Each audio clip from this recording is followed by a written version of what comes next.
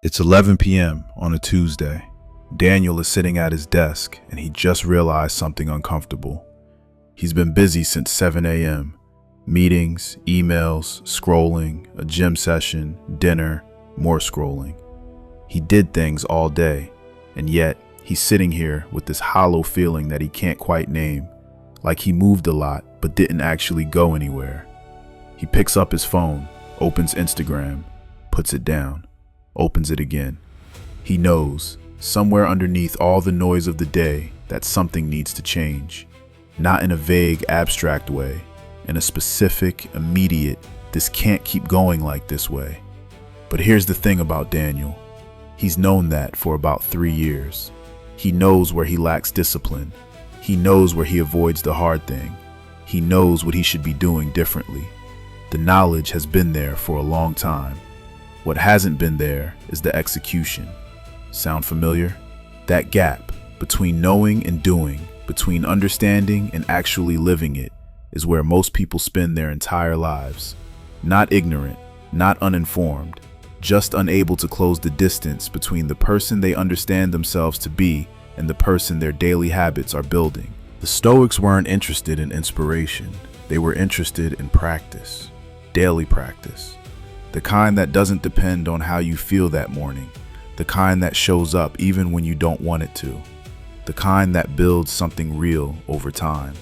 Today we're going through 10 of those practices, not as a list of tips, as a system, the kind that, if you actually use it, starts changing the texture of your days starting now. Let's get into it. Practice 1. Work on your mind every day. Your life right now is a reflection of how you think, not mostly, entirely. The way you respond to a difficult conversation, the way you interpret a setback, the way you talk to yourself at 11 p.m. when the day hasn't gone the way you wanted, all of that comes from what's happening in your mind. And most people treat their mind like a piece of equipment that just runs in the background. They never check what's running. They never question what it's producing. Marcus Aurelius said, "You have power over your mind, not outside events." But here's what most people miss when they hear that. He wasn't just making a philosophical point. He was describing the only place where actual control lives.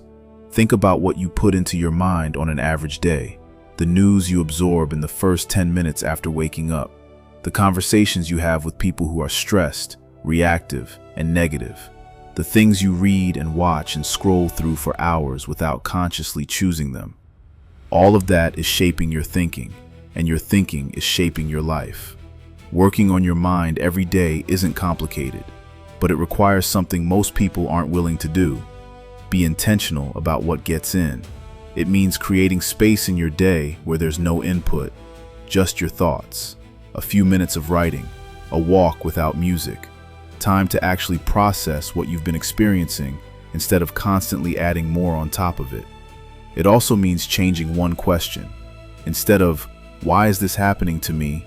which keeps you stuck, you ask, "What can I learn from this?" Same situation, completely different trajectory. Your mind is either being shaped by you or by everything around you. There's no in between.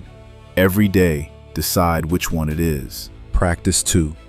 Work on your emotions every day. Emotions are not the problem. Let me say that clearly. The problem is when emotions are running the show without your input. Most people live in a pattern that goes like this. Something happens, a feeling arrives. They act on it, immediately, automatically, without a single moment of choice in between.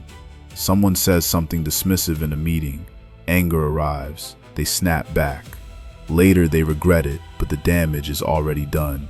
They feel anxious about a decision. Fear arrives. They freeze.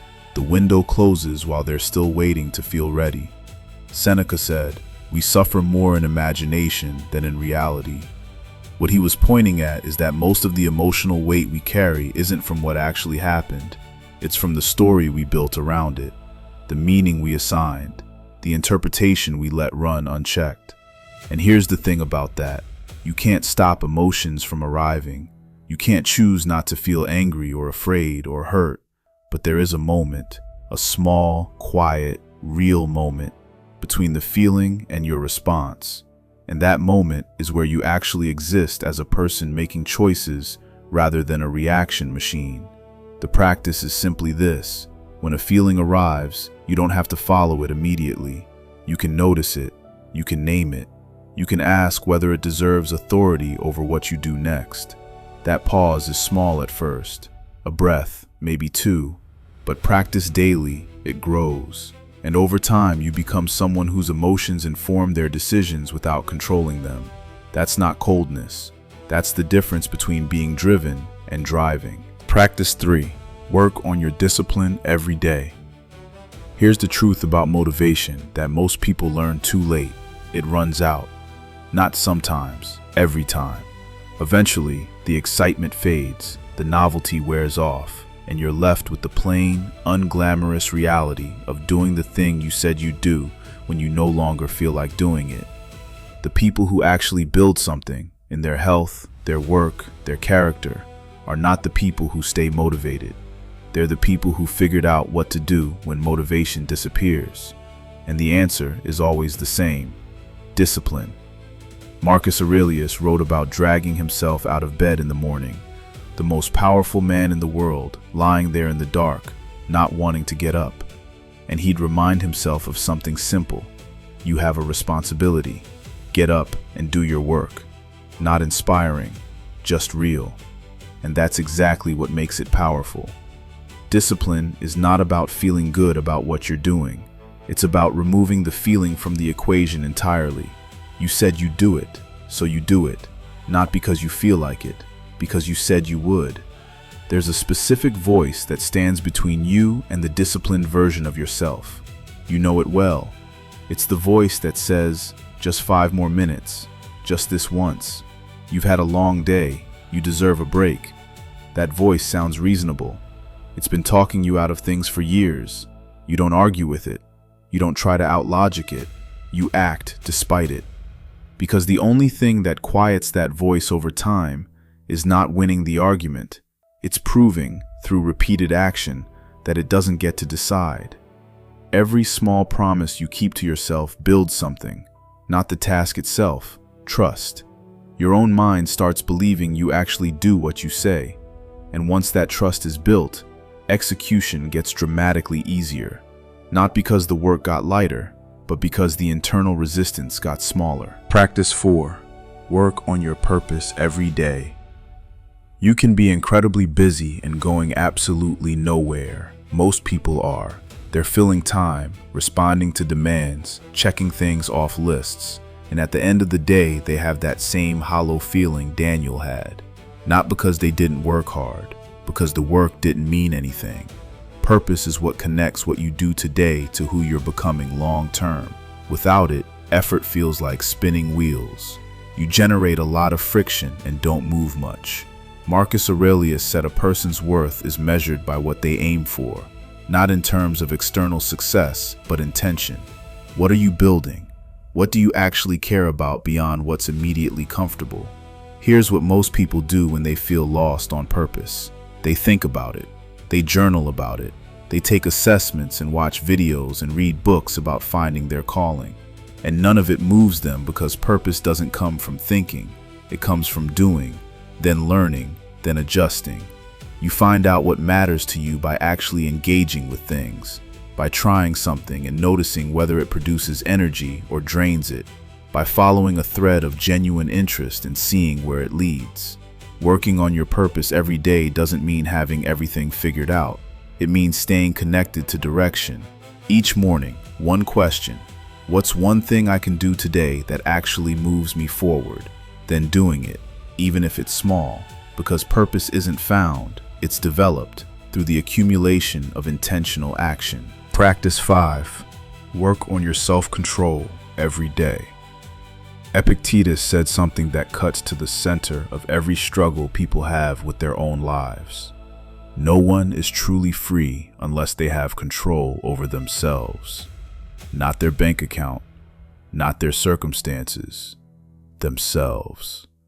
Self-control is where knowledge becomes irrelevant until it's applied. You can know everything about discipline and purpose and emotional regulation, But if you can't control your impulses in the actual moment, the moment when the urge arrives, when the easier path is right there, when your ego wants to react, none of that knowledge does anything. The urge to check your phone instead of finishing the work. The urge to say the reactive thing instead of the measured one. The urge to give in to the comfortable option instead of the necessary one. These small moments happen dozens of times a day, and every single one is a vote for one version of you or the other. What people miss about self-control is that the most powerful expressions of it are almost invisible. Walking away from a pointless argument, staying quiet when speaking would only make things worse, choosing the difficult option when the easy one was right there and no one would have known the difference. Those moments don't look like strength from the outside, but they are the exact moments where strength is actually being built or quietly surrendered. The Stoics practiced deliberate discomfort for this reason, not to suffer, but to prove to themselves that they weren't owned by comfort, that they could function clearly and purposefully without everything being easy. When you develop that relationship with difficulty, something changes.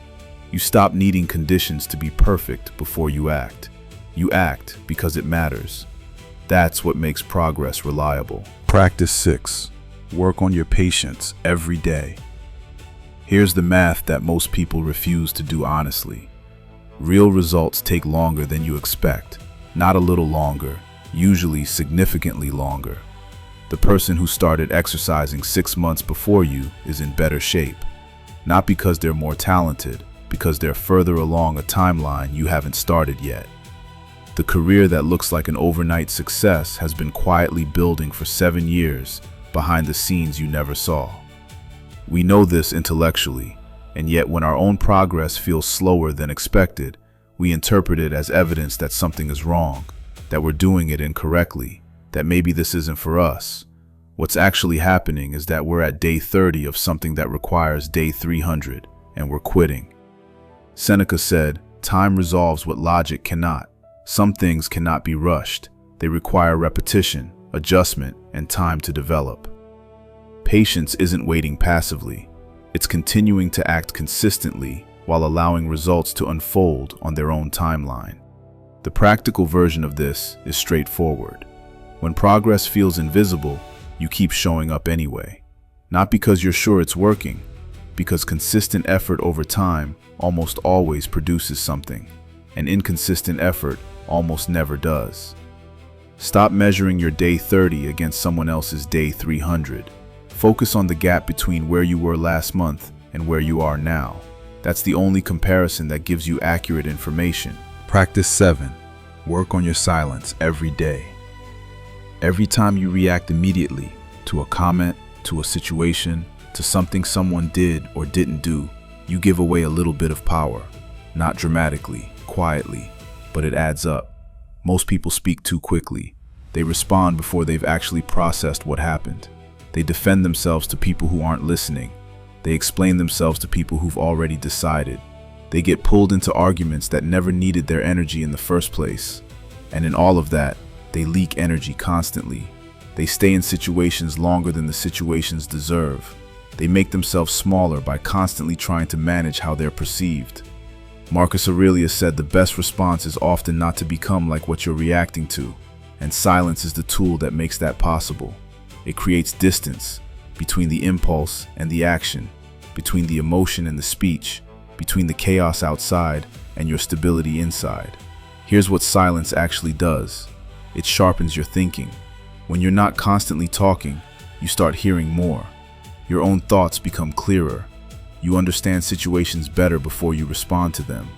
And when you do speak, what you say carries more weight, because it was chosen rather than automatic. The practice is simple but uncomfortable. Before speaking in a charged moment, pause. Ask yourself, does this actually need my response, or does my ego just want to participate? If it doesn't need your response, let it pass. That's not weakness, that's precision. Practice 8. Work on your gratitude every day. Gratitude sounds soft. It's actually structural. Here's what happens in most people's minds by default. They notice what's missing, what hasn't worked out, what they don't have yet, what someone else has that they don't.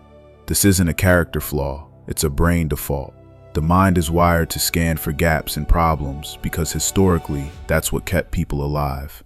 But that same wiring, left unchecked in modern life, creates a feeling of constant insufficiency. No matter what you build, it never feels like enough, because your attention is always one step ahead, looking at the next gap. Marcus Aurelius wrote, "Very little is needed for a good life, and most of it is already within you." Gratitude interrupts the default pattern, not by telling you to pretend everything is great, but by physically redirecting your attention to what's already present, what you've built, what you've survived, what's working right now that you stopped seeing because it became normal.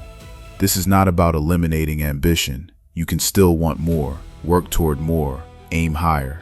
But without appreciation for what's already here, every achievement becomes an immediate non-event, and you move straight to the next thing without ever feeling the weight of what you actually built. The practice is this. Each day, name 3 specific things that exist in your life right now. Not vague things, specific ones. A skill you've developed, a difficulty you got through, a person who showed up for you.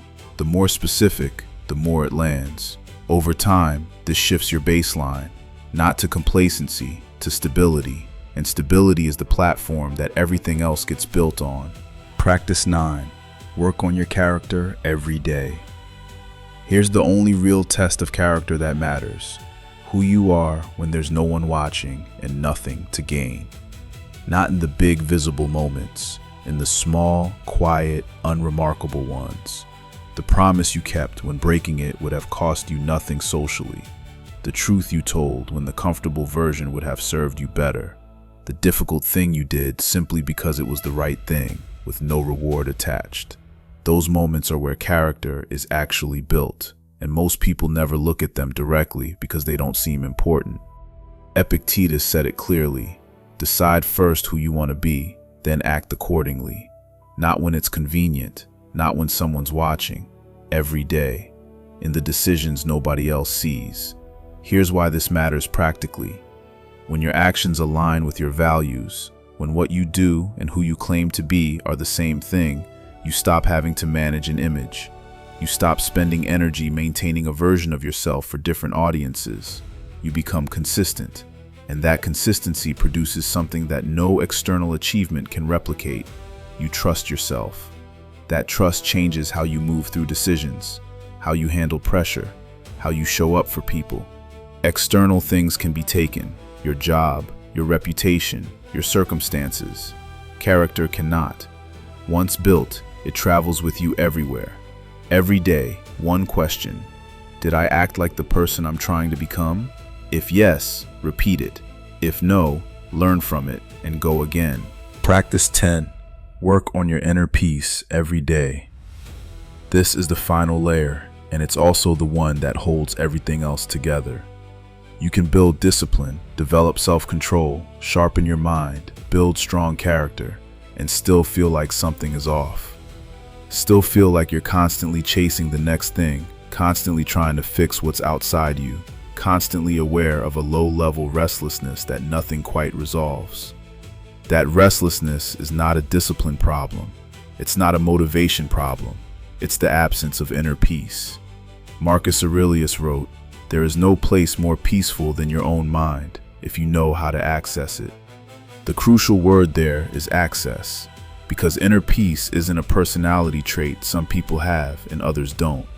It's something you build internally, through perspective, through acceptance, through choosing what you engage with and what you let pass. Inner peace doesn't require life to be going well. It doesn't require everything to make sense or work out or feel fair. It requires you to have a stable center that doesn't shift every time the surface does. When something goes wrong, you don't collapse, you adjust. When something is uncertain, you don't panic, you stay grounded. When someone around you is reactive, you don't get pulled in, you stay yourself. That's not because you've become indifferent to difficulty. It's because you've developed a relationship with difficulty that isn't based on resistance. There are things you can change, you change them. There are things you can't. You accept them, not with defeat, but with clarity. Because once you stop fighting what was never yours to control, all that energy comes back to you, and you use it where it actually makes a difference. Let's come back to Daniel. Same Tuesday, same 11 p.m., but a year later. He still has hard days. He still has moments of doubt, moments of frustration, evenings that don't go the way he planned. Life didn't get easier. The world didn't become more cooperative. What changed is that Daniel changed. He knows what his mind needs, and he gives it that. He feels the difficult emotions without being run by them. He does the work even on the days the work doesn't feel meaningful. He knows what he's building and why. He handles his impulses instead of being handled by them. He's learned how to wait. He speaks carefully and stays quiet when quiet is the better choice. He's grateful for what exists right now, not just for what's still coming. He acts with integrity in the moments nobody sees. And somewhere underneath all of it, he's found a kind of steadiness that doesn't require everything to be going perfectly. That's what these 10 practices build. Not a perfect life, a solid one that holds its shape under pressure. Here's the only question that matters at the end of all this. What are you building every day? Because you're building something. Through every thought, every reaction, every small decision you make when no one's paying attention, you're either building towards something or away from it. There's no neutral. The Stoics understood this better than anyone. They weren't trying to make life easy. They were trying to make themselves capable of handling life as it actually is. And they did that not through occasional grand gestures, but through daily practice. Small, consistent, and completely unglamorous. Start with one of these 10 today, not all of them. 1. Practice it until it becomes how you actually are rather than something you're trying to be. Then add another. That's how it works. That's how it's always worked. And it works the same for you that it worked for Marcus Aurelius, writing alone in a tent 2,000 years ago, holding himself to a standard he believed in even when nobody was watching, especially then.